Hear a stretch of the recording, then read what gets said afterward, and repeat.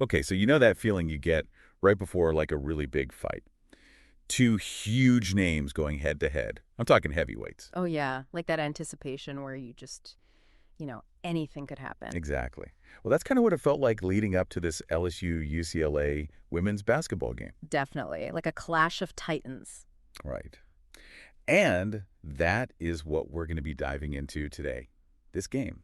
It's funny you say that because there really was a lot more to this game than what we saw on the surface. Yeah, so let's talk about that. What made this particular matchup so special? What were we looking at going into it? Well, we're going to find that out today, but we've got some great sources here to help us unpack this whole thing. Right. So we've got a really detailed summary of the game itself, which is, essential. We've got an article from SI.com, and actually this article made a prediction about these two teams meeting again in the Elite Eight, which is pretty interesting. Right. And then we've got a YouTube video we'll be looking at where they're discussing if UCLA's Lauren Betts is actually leading the Player of the Year race this year, which, she's incredible. Yeah. And then just to round things out, we're also going to be taking a quick look at Kim Mulkey's Wikipedia page just to give us a better understanding of her background and, her coaching style. Okay, so big picture. What made this LSU-UCLA game so much more than just another game on the schedule? Because it really felt like there were these greater implications. Well, yeah, think about it for a second. You've got two top teams, both with their sights set on a championship, right? So every single win, every loss, it affects their tournament seeding. Right. A higher seed can mean an easier path to the Final Four.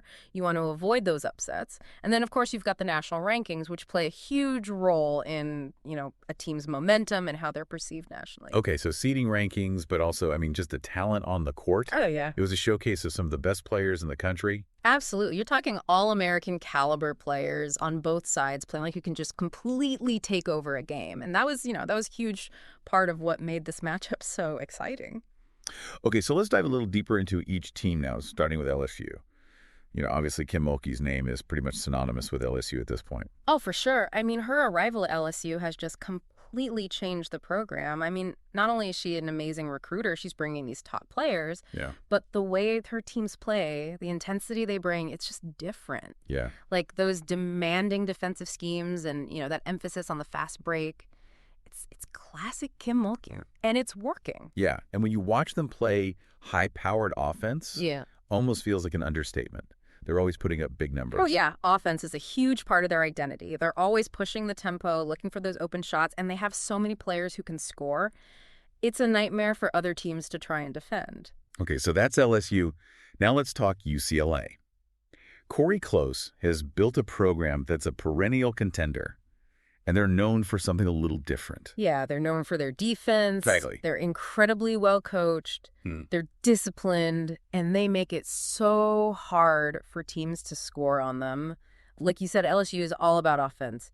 UCLA is all about that shutdown D. Yeah, and a big part of that is Lauren Betts. She's a force in the paint. Oh, absolutely. Lauren Betts has been incredible for UCLA. And her impact goes way beyond just scoring. She demands a double team almost every time she touches the ball, which opens things up for their shooters. Right. And then defensively, her size and her length, it just changes the whole game. She alters shots. She controls the boards. She's a game changer. Yeah. And then you've also got Gabriela Jaquez, who's been really stepping up for UCLA as well. Yeah, Gabby Jaquez brings so much to that team. She can score, she can rebound, and she always seems to make the big play when they need it most. Right. She's a clutch player. And then you've got Tamia Gardner, who transferred in from Oregon State. Oh, yeah. Tamia Gardner is another great addition to that UCLA roster. She's a very talented player, and it says a lot about Corey Close and the program that they're able to attract players like her. Okay, so we talked about the teams now. Let's talk about the coaches. Yeah. Kim Mulkey. You look at her career. It's just win after win after win. What is it about her coaching style that has made her so successful for so long? It's not just about the intensity that you see on the sidelines. Obviously, she's very passionate, very intense. Yeah. But her teams are just so well prepared. Strategically, mentally, they're always ready to play. And she instills this toughness in her players, this belief that they can overcome anything. Yeah.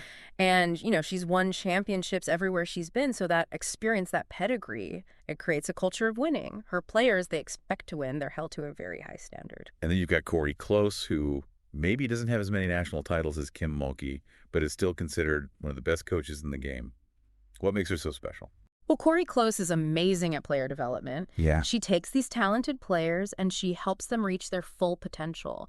And she's also really focused on building a strong team culture. Her teams are always disciplined, fundamentally sound, and they play together. Yeah. That's a testament to her coaching. Okay, let's talk about Lauren Betts again.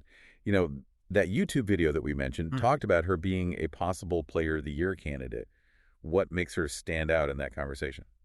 Well, it's amazing how quickly she's become such a dominant player. Like, she's always been good, but this year she's just taken it to a whole other level. Yeah. The combination of her size, her skill, and her athleticism, it's pretty rare. And the fact that people are even talking about her as a Player of the Year that early in her career, it just shows you how special she is. And then again, Gabriela Jaquez. Her versatility seems to be a big theme. Yeah, that's huge in today's game. I mean, Gabby Jaquez can play any position on the court. She can score in so many different ways, and she's a great defender. Yeah. It's a nightmare for other teams to try and match up with her. Okay, so let's talk about the game itself.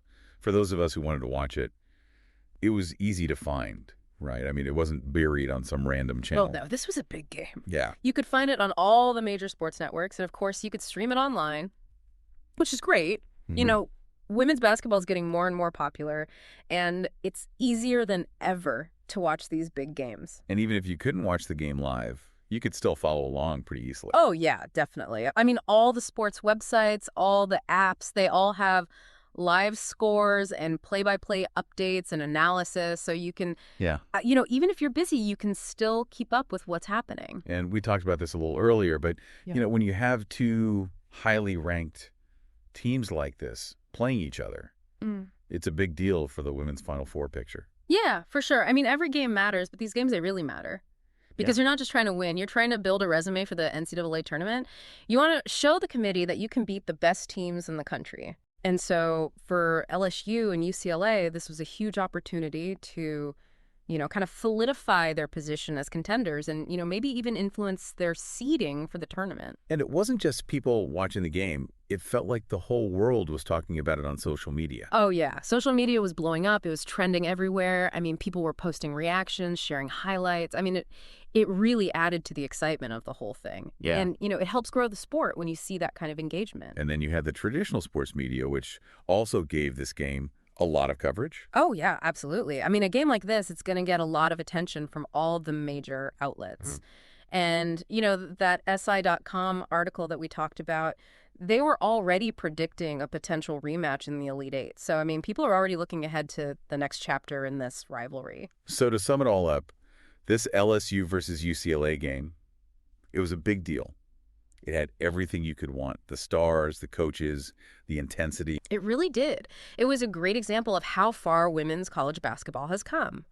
I mean, the level of play, the athleticism, the strategy, it was all there. And the fact that so many people were watching and talking about it, it just shows you that the sport is growing and it's only going to get bigger. Okay, so here's something to think about. We've got LSU with that incredible offense and UCLA with that lockdown defense. And we know that some people are already predicting a rematch in the Elite Eight. So what could these coaches do? I'm talking Kim Mulkey and Corey Close. Oh, yeah. What could they do differently? What adjustments could they make to give their team an edge if and when these two teams meet again? What can be the key to winning that next game? Because the stakes are going to be even higher. Yeah, that's a great question. Right. And I think it's something that both coaches are probably thinking about right now. Exactly. All right. Well, that's all the time we have for today's deep dive. But as always, we'll be back soon with another fascinating story from the world of sports. Until then, keep those conversations going and keep thinking critically about the games we love. Yeah, thanks for listening. Today is your lucky day. Today is the day that our $3 website works for you, paying you directly to your PayPal daily. Imagine $3 ongoing continuous payments to your PayPal account. Imagine falling asleep and waking up to $300 in your PayPal account. How would this make you feel? How could this help you? What bills could you pay? What kind of fun could you have? What does that retirement look like now?